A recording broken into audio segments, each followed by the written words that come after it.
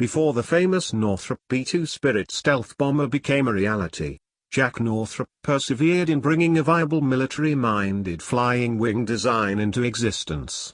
From the twin-tail X-216H came the tailless N-1M of 1941, which proved many qualities of the Northrop Vision sound.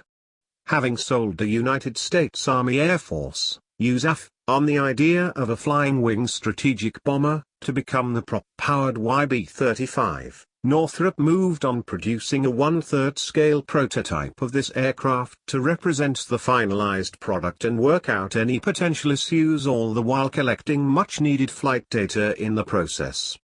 This endeavor then became the N-9M, which appeared in 1942, and 4 examples were eventually built. The contract for development of the full-scale YB-35 bomber came about in October of 1941, months ahead of the American entry into World War II, 1939 to 1945. The N-9M emerged as a critical tool in understanding the various effects of tailless aircraft flight as well as management of large surface area controlling and handling. The prospect of a flying wing was an exciting one, promising natural lifting tendencies, a shallower profile, and increased internal volume for fuel and weapons.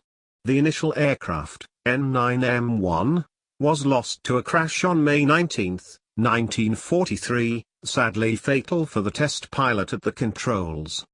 The N-9M-2 and N-9MA then followed, culminating in the final prototype vehicle, the N-9MB, which benefited from lessons learned in the previous 3 airframes.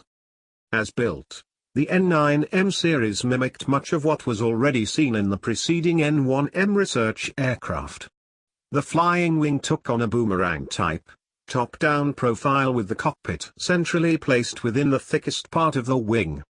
While sitting under a largely unobstructed canopy, the pilot had to contend with the massive wing surface area restricting vision out of the cockpit. The engines were buried within the design with drive shafts emanating from the upper surface and driving 2-bladed propeller assemblies in a pusher arrangement. Since the N-9M lacked vertical fins, control surfaces were worked into the flying wing's trailing edges. The undercarriage was fully retractable, giving the aircraft a very pleasing and streamlined shape. Crew accommodations amounted to 1 pilot.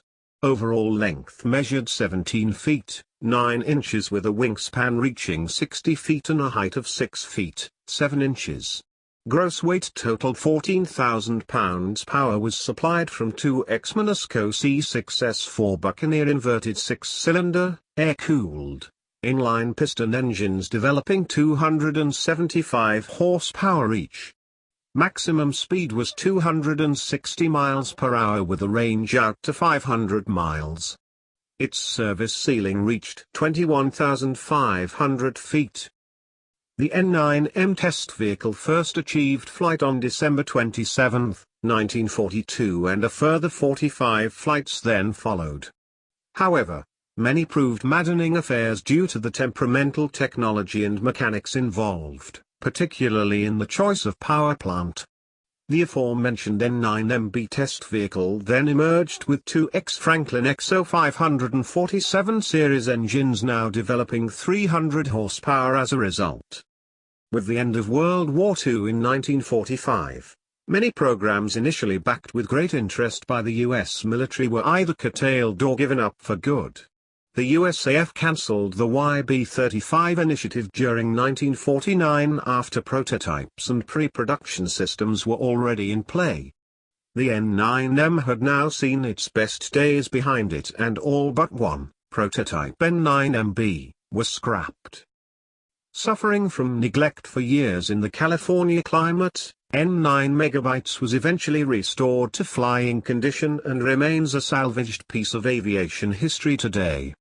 Despite the loss of the potential YB-35 strategic bomber contract, the USAF commissioned Northrop for a revised jet-powered form, this becoming the YB-49. However, these only ever existed in prototype forms themselves but went on to heavily influence the B-2 bomber program. Some decades later, Northrop's flying wing military bomber finally realized